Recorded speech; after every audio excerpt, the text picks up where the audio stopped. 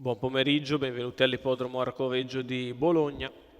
Countdown a 0 per la prima corsa, confronto per cavalli di 4 anni, vincitori da 5 a 12.000 euro in carriera. In salchi i Gentleman, una prova inserita nel circuito del trofeo Gentleman for Life, per cui iniziativa benefica anche per i gentleman partecipanti. In 9 al via, il numero 1 Ultra Blue, 2 Frankie Bright, 3 Fulmine DS, 4 Frankenstein Matto, 5 Fly dei Greppi, 6 Fuoco di Mira. In seconda fila 7 Fast, 8 Fashion Star Love, 9 Final Action B.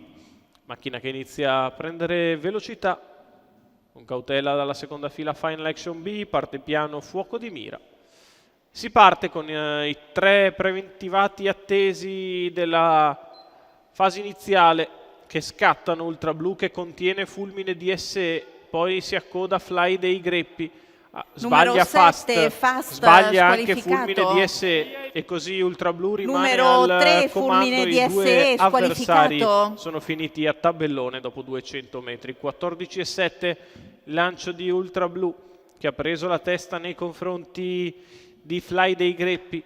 Poi Frankie Bright che precede Fashion Star Love, ancora Fuoco di Mira, quindi Frankenstein Matto alla retroguardia Final Action B. 31,2 per i primi 400 di corsa, muove al largo Fashion Star Love che avanza allo scoperto, si porta a contatto di Ultra Blue al completamento dei primi 600 metri di corsa, passati in 47,7. Passaggio davanti alle tribune, Ultra Blue in vantaggio nei confronti di Fashion Star Love che pressa al suo esterno, in corda Fly dei Greppi, poi in pariglia Fuoco di Mira che cerca di andare a prendere la scia di Fashion Star Love, per il momento stenta, muove all'esterno anche Frankenstein Matto. Si viaggia sul piede del 1,18,5 quando siamo ormai al completamento del primo chilometro. Ultra Blue e Fashion Star Love apparigliati, 1,17,9 in 1000 di gara, si accelera in progressione. Fashion Star Love mette pressione a Ultra Blue che si difende in corda, Fly dei Greppi a contatto, cerca di ingambarsi Fuoco di Mira, scatta in terza corsia Frankenstein Matto, rimane terzo in corda Frankie Bright, la rete di line 15, 1,33 3/4 di miglia. Ultra Blue che continua a difendersi da Fashion Star Love, in corda Fly dei Greppi, in pariglia sempre Fuoco di Mira. Quando siamo all'ingresso dell'addirittura d'arrivo galoppa Fuoco di Mira, in vantaggio Ultra Numero Blue 6, che prova a staccare da Mira, Fashion Star Love. Ultra Blue squalificato. in vantaggio, Ultra Blue nel finale rifinisce il tutto in grandissima semplicità, vince in coast to coast per il secondo posto.